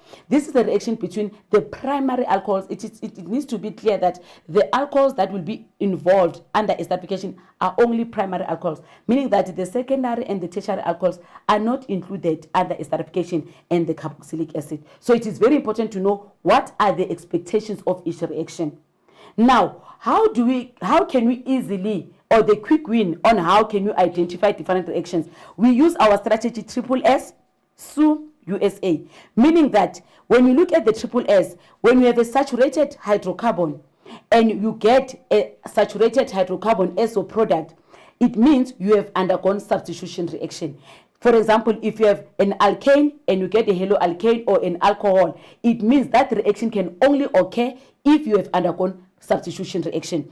If you have a saturated hydrocarbon and your product become an unsaturated, in our case, because we are confined to our 2021 exam guideline, the only alkene or the only unsaturated hydrocarbon that you are going to get is an alkene. Therefore, if your product becomes an alkene, whether it's cracking, whether it's just a normal elimination reaction, you must know that you have undergone elimination. So from saturated to unsaturated, the type of reaction is elimination. Then the last one, when you have an alkene which is unsaturated, because I will definitely mention alkene because that is the only homologous series that you are going to deal with, which is unsaturated in terms of the reactions. When you have an alkene which is unsaturated and you get either an alcohol, an alkane, or a haloalkane which is saturated, then that type of reaction is addition. And we know that during this type of reaction, which is addition, what is going to happen? We are going to break a double bond and make that hydrocarbon to be saturated, because during addition reaction, we are going to break a double bond. Therefore, this is what I was explaining in terms of the names of each and every addition reaction will come from what you are going to add in that reaction. If you add water, it's going to be hydration. If you add hydrogen, hydrogenation. If you add halogen, halogenation. And then if you add a hydrogen halide, hydrohalogenation. And also some of the reaction conditions are mentioned in this PowerPoint so that we can just quickly summarize what is it that we need to know before we can, because the conditions of reactions are very important. This is also another summary that you can expect to know. What is it that you can expect after adding water in an alkane? What is it that you can expect to get in an alkane when you add a hydrogen? So when you add water, you will get an alkene, an alcohol. When you add hydrogen, you'll get an alkane. When you add a chlorine or a bromine, because these are the two halogens that are going to be mentioned as according to our exam guideline in our exam. And then when you have a hydrogen halide, which is hydrogen chloride or hydrogen bromide, you are going to get a haloalkane. But when you look at the two haloalkanes, in terms of halogenation and hydrohalogenation. In terms of halogenation, you can see that the haloalkanes will have two halogens, because immediately when you break the double bond, the hydrogen will have the two halogens that you have added will be attached to the entire compound. However, if you have a hydrohalogenation, you will see that that haloalkane that you are going to form will have only one halogen, because the other double bond that is removed will be replaced by a hydrogen, and the other one will be replaced by the halogen. So when you see a halogen with two a haloalkane with two halogens, you will definitely know that that specific halogen is coming from addition reaction, which is halogenation. Now, when you look at this activity, we are trying just to make sure that the strategy that we have used as our SSSUSA is attained. The only thing that I always mention is that the number of carbons or the number of carbon chain in a reaction will not change. It doesn't matter what type of reaction are you going to undergo, because you are not going to add carbons, you are not also going to eliminate carbons. So carbons will always remain static in your reaction. It means they will always remain constant in your reaction, whether you are going any other type of reaction. Therefore, if you can identify the number of one carbon chain, you will know the names of all the compounds, because you will know the type of reaction that will be undergone, and you will also expect the product that will be formed. Because, for example, if you look at this example here, you can see that when you move from Q to that hydrohalogenation reaction and you get that structure it is having 3 carbon chain. And for the method that is having 3 carbon chain, it means all the compounds that will be formed here in terms of R, in terms of Q, they must have 3 carbon chains according to this structure, because you cannot remove or you cannot add the hydro. When you look at hydrolysis, already you know that if you look at compound, the 2-chloropropane, you can see that the 2-chloropropane will undergo hydrolysis. Therefore, from the previous explanation to say how does haloalkanes undergo hydrolysis, you will know that compound S is going to be our alcohol. And because it's a substitution reaction, in exactly where the halogen is placed, that's where you are going to get the OH, which is a hydroxyl group that identifies your alcohol. That it is very important to know how do we go from one chapter, from one reaction to another. And also knowing also the reaction conditions, because reaction conditions are very important here. When you look at hydrolysis, you know that you will need mild heat and diluted strong base, but not base. Now, under acids and bases, because our time is running up. Under acids and bases, the first thing that you need to know the definition of Arrhenius and Lorentz theories, which are provided on the exam guideline. And you also need to distinguish between strong acids, strong bases, weak acids, weak bases. This one, it is very important, learners.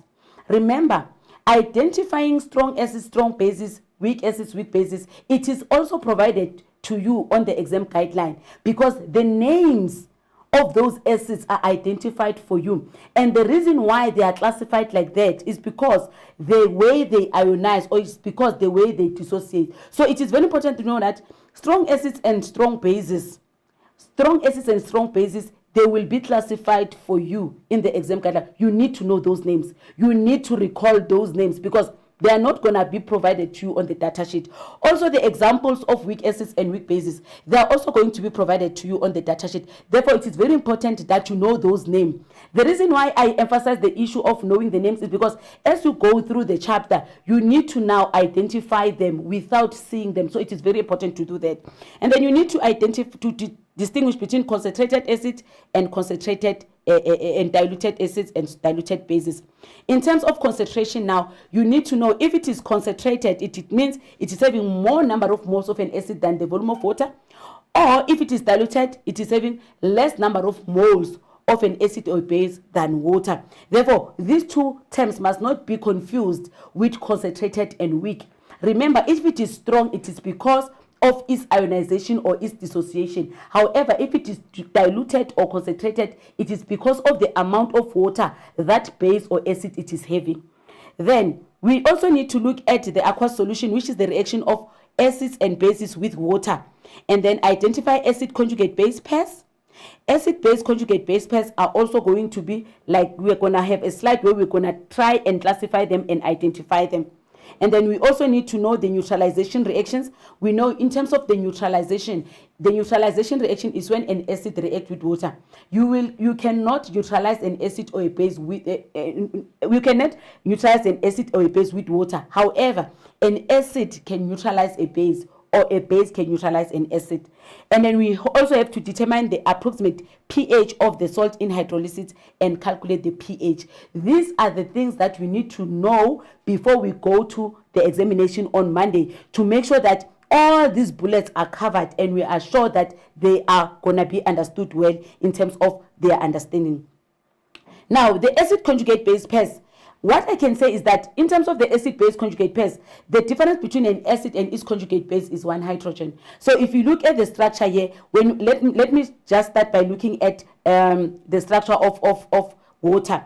The structure of water is having H2O, and then the other one is having H2O. I think this is a misprint. So when you look at the water and its ion, you can see that water will have one less hydrogen as compared to hydronium ion. Therefore, this makes water to qualify to be a base and hydronium ion to be an acid. So there is something similar, because this hydronium ion or this water is formed from. So the word conjugate means formed from. If you look at HNO2 and NO2 minus, you can see that the only thing that makes them to be different is one hydrogen. This one is missing one nitrogen, and immediately when it's missing one nitrogen, we put a minus to show that a hydrogen was removed from this structure. So these two, they become a pair.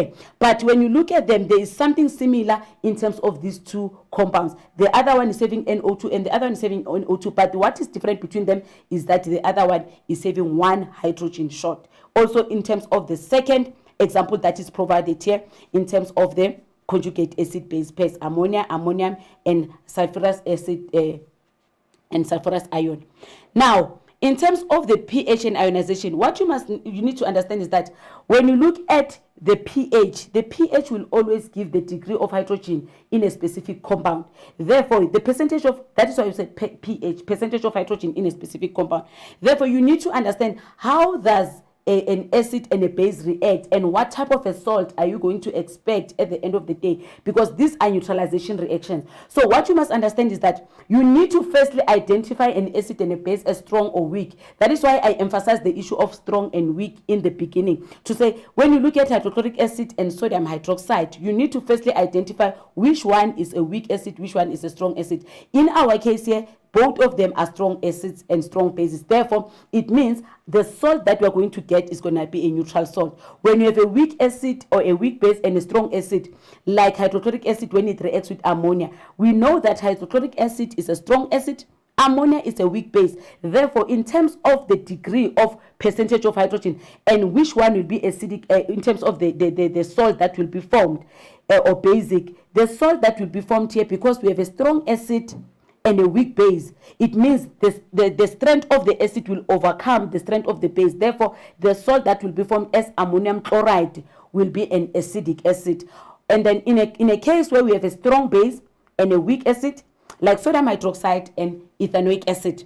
In terms of sodium hydroxide and ethanoic acid, it is stated on our exam guideline as one of the weak acid. Therefore, the strength of the base will overcome that one of an acid, and sodium ethanoate will be our basic salt. Therefore, it is very important to identify these acids as strong or weak at the beginning of the lesson, so that you can be able to identify the salt that will be formed at the end. So this is the table that is trying to summarize all the hydrolysis that I was talking about in terms of what expectation of a salt or a solution are you going to get if specific acid and specific base are reacting.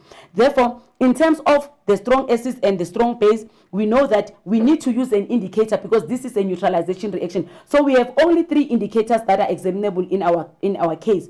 We have promethymol blue, which we're going to use it as a neutralization reaction of neutral a solution. We have phenolphthalein, which you are going to use it for the basic salt or basic solution, and we have methyl orange, which you are going to use it for the acidic. So if you look at the previous examples,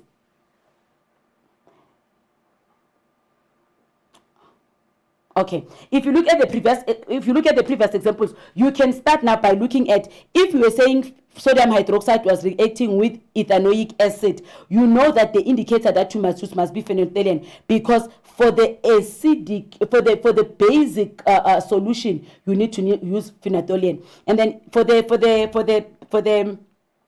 strong acid like hydrochloric acid and a weak base like ammonia, we know that the solution will be acidic, therefore we need to use methyl orange. So it is very important to also identify or choose the indicator that is suitable for your neutralization reaction.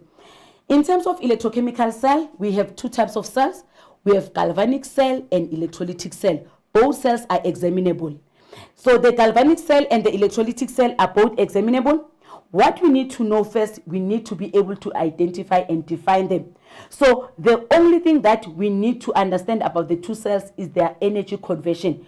What is the difference between a galvanic cell and an electrolytic cell in terms of energy conversion? So a galvanic cell, it is converting chemical energy to electrical energy, whereas an electrolytic cell, it is converting electrical energy to a chemical energy. Therefore, that is the first thing that we need to understand in terms of the two types of cells. And then we also need to define the oxidation and reduction reactions in terms of electron transfer and in terms of oxidation numbers.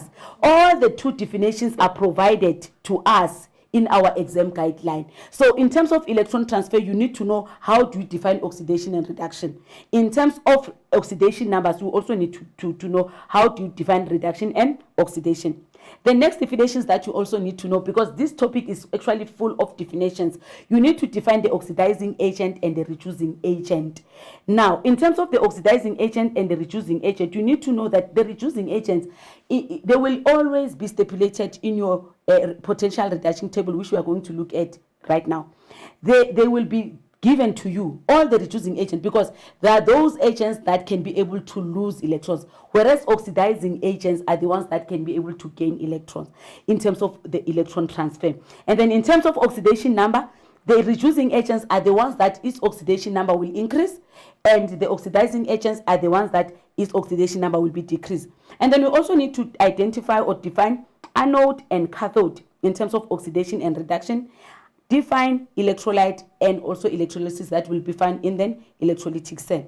Therefore, this is what we need to do in terms of the exam guideline, which I'm not going to go through it all the bullets. However, I just want to go straight to a galvanic cell, where we are going to look at what is it that is a galvanic cell and what makes a cell to be a galvanic cell. A galvanic cell, number one, it is having two electrolytes.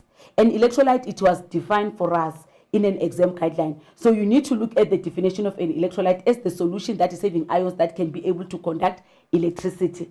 And then after having two electrolytes, because this cell is not classified by two beakers, you need to understand that not only the beakers can make this to be a galvanic cell. We can sometimes use a U-tube. However, if there are two electrolytes, therefore this qualifies to be a galvanic cell.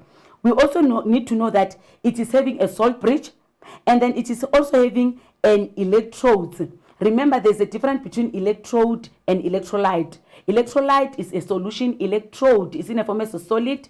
Most of the time it's a solid, and it's conducting electricity. So if you are using a conductor of electricity, you can be able to transfer electrons. Remember, this galvanic cell must convert the chemical in energy from the electrolytes to electrical energy. So we need electricity from this electrolyte. So this is very important. Now, what exactly is happening? According to the standard reduction potential table, we need to identify our half reactions. We need to know which reaction will undergo oxidation, which reaction will undergo reduction in terms of the galvanic cell. Therefore, it is very important that when you use the standard reduction potential table, this one is just a snapshot of 4B, whereby we look at the number of a positive. When you look at a standard reduction of table 4B, which I'm going to use as an example, all what is written on your right hand side are your reducing agents, and all what is written on your left hand side are your oxidizing agent. Therefore, if you want to compare the two in terms of the oxidizing ability and the reducing ability, when you talk about the reducing ability, you must only talk about all the things that you see on your right hand side. For example, we have nickel, we have tin, we have lead. Those can be your reducing agents because those are the only substances that it can be able to lose electrons and that can be able to be oxidized in terms of increasing in the oxidation number. However, when you look at the left hand side, you will find all your oxidizing agent. When coming to the selecting your which reaction will undergo oxidation, which reaction will undergo reduction, you can also look at their potential. You can also look at their reduction potential. The more or the smaller the reduction potential will make that specific half reaction to undergo oxidation, and with the number when it is bigger in terms of the reduction potential will make it to undergo reduction. How then do we write it? All the reactions in according to this table, they are written as reduction reactions. Therefore, in terms of writing them as oxidation, you need to write them vice versa, meaning that when you compare tin and nickel, if nickel undergo oxidation reaction due to the small reduction potential, it means you will start reading the reaction from the nickel side going to the nickel ion side. However, for the tin one, you will write it as it appears on the table because all these are written as reduction. That is why the table is called standard reduction potential table. Then the next thing that you need to know how to write the cell notation. When you write the cell notation, we write it the way the cell is formed or it is connected.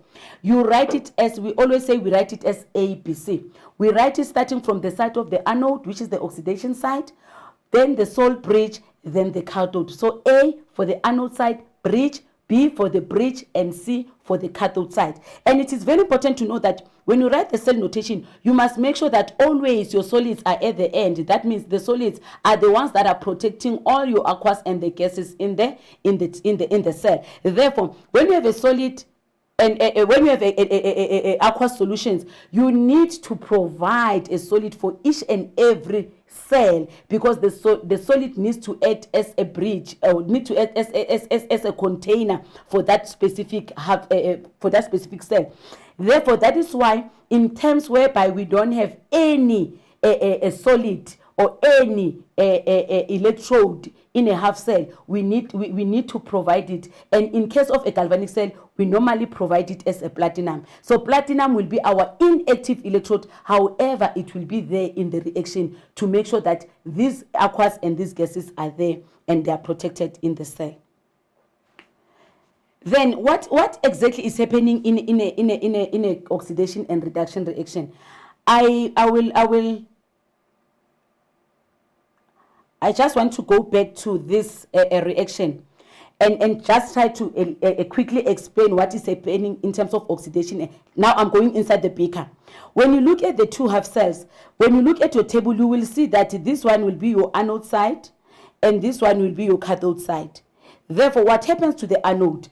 Obviously, under the anode side, there will be a loss of electron, meaning that this electrode, which is our zinc, in terms of this example, will lose electrons. And when zinc loses electrons, what happens? When zinc loses electrons, the electrons will be lost by zinc going to this because of the potential difference between zinc and copper.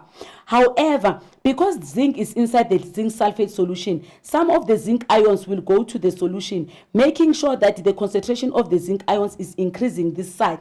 And as the concentration of the zinc ions are increasing this side, they are making the side of the zinc to be more positive because there will be more positive ions, whereas the sulfate ions remain unchanged because these are our spectator ions. The electrons will go to the side of copper. Remember, copper is a metal, it cannot gain those electrons, but copper will allow the electrons to flow through it so that the electrons reach the copper sulfate solution. Inside the copper sulfate solution, there is copper 2 ions, the copper 2 plus ions.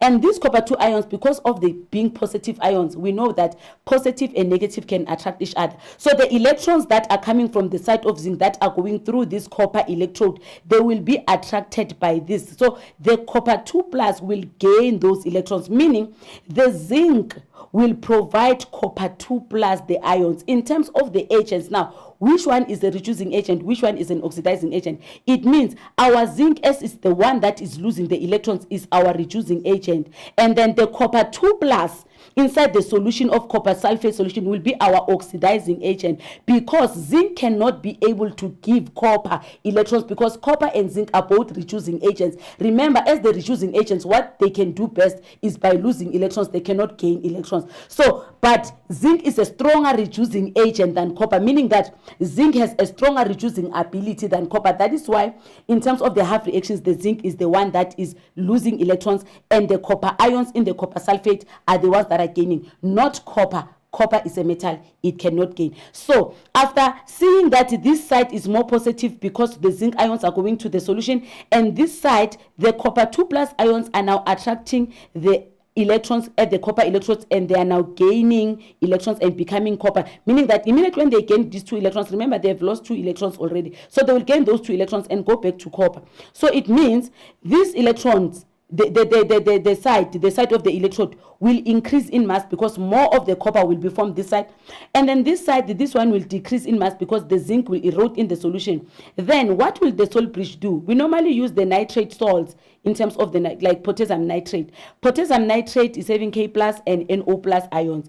As it is having NO plus, K plus and NO3 plus minus ions, it means now it must try and neutralize the 2 half cells, because immediately when the reaction starts to occur, then it means the 2 reactions will be unbalanced. Therefore, the salt bridge will make sure that the positive ions are going to the side where there is more negative, because this side, the Cu2 plus are moving away from the solution. This side, the Zn2 plus are forming. Then the NO3 minus will go to this side, trying to balance the 2 half cells. So this is exactly what is happening in terms of reduction and oxidation. Then, in terms of, we are not going to look at this, but in terms of the electrolytic cell, we are only having 4 cells that we are going to look at. This year, remember, learners, extraction of aluminum oxide is being removed from the exam guideline, so it's not going to be examinable. However, what we have done, we have tried to summarize all the reactions or all the processes that are going to take place in an electrolytic cell. So those processes are the decomposition of copper chloride, where we separate a compound of copper chloride into copper and chlorine gas, electroplating, where we are going to coat a metal with another metal. We are going to coat a certain metal with a desirable metal. So there are conditions that we must follow when we are doing electroplating. For example, when you want to coat with silver, the first thing that you must have is that metal that you want to coat it. It means you must have silver. The next thing is, where do you put silver? As an anode or as a cathode? The second thing, you must put it as an anode, because it's the one that you're going to use to coat with. It's the one that must be able to lose electrons. And then the third thing, you must know what type of an electrolyte must you use in terms of your electroplating. Your coating metal must have an electrolyte which will be reduced to that same electrode. Meaning that if you want to coat with silver, you must have silver electrolyte, because those silver ions inside the electrolytes must gain the electrons and give you silver at the side of the anode. So what you need to coat must always be at the cathode side, meaning that your cathode side will be your inactive electrode, because it's the one that will just be coated, because it must just be able to transfer electrons. After transferring electrons, those electrons will be gained by the ions of the same metal that is we are going to electroplate with and form the same metal. And then the refining of copper also is when we are separating copper from its ore. We are going to take out copper from the impure copper by using the process of electrolysis. And then the last one is the electrolysis of sodium chloride, which now is the electrolysis of the concentrated sodium chloride, but not molten sodium chloride. So it is very important that you must know that this reaction involves water, and as it involves water, it means sodium chloride cannot be reduced just like copper in the previous one of a refining of copper, because now when you compare the strength of oxidizing and the reducing ability in terms of sodium, water will be the stronger oxidizing agent as compared to sodium. So that is why sodium will not be reduced here. Therefore, this is just an example of copper chloride. In terms of oxidation, we are going to take a chloride ion, which will undergo oxidation reaction and give you a chlorine gas. And then copper ion will undergo reduction reaction and give you copper, meaning that on the side of the anode there will be oxidation, and that's in that side of the oxidation chlorine gas will be formed, because the chloride ion will undergo oxidation reaction and lose the extra electron that it has. And then in terms of the reduction side, copper will be formed because of that.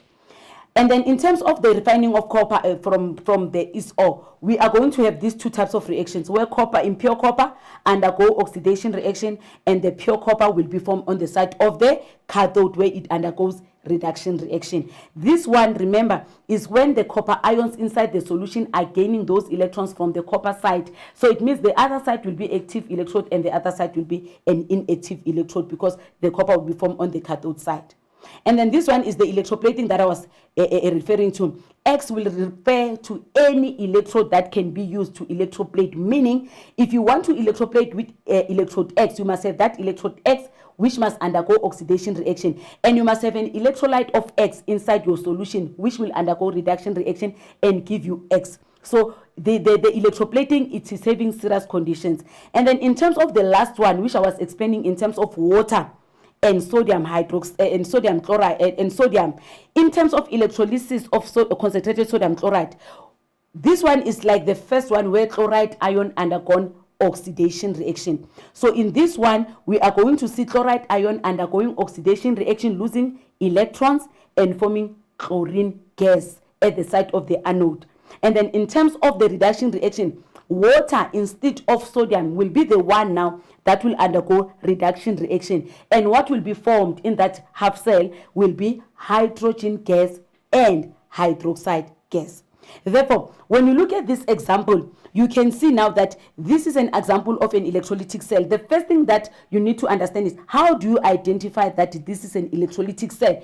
The electrolytic cell will always have a power source, because it's an endothermic reaction. It needs energy for it to occur. And then this is an example of electroplating according to the statement above. Therefore, the first thing that you need to understand is that the ion metal, as it is the one that is going to be electroplated, must be on the cathode side. And if it is on the cathode side, in terms of this electrolytic cell, the cathode here will be on the negative terminal and the anode will be on the positive terminal. That is not an issue in terms of the galvanic cell. And then we also need to know that an electrolyte X must also have some of the ions that we need to electroplate with. So therefore, if we need to electroplate with silver, it means our electrode Y must be silver and our electrode light X must have silver ions. So learners, I think we can, at this point in time, we can be able to identify and differentiate between these two types of cells, and also know the type of reactions that must occur in the two types of cells, definitely using the standard reduction potential table. So by looking at the time, I can see we cannot go further looking at different examples. However, I hope that whatever that we have dealt with, whatever summary that we tried to provide to you in terms of chemistry, it has assisted a lot in terms of the revision that you're going to have. Because I know, like, for example, organic chemistry, you did it early this year. So it might happen that you have forgotten most of the concept in organic chemistry. But this revision program maybe may assist one way or another to make you to remember the things that you have already done.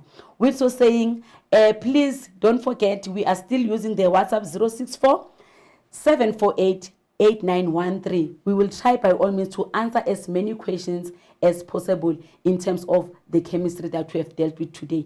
With this, I would like to say thank you so much and goodbye.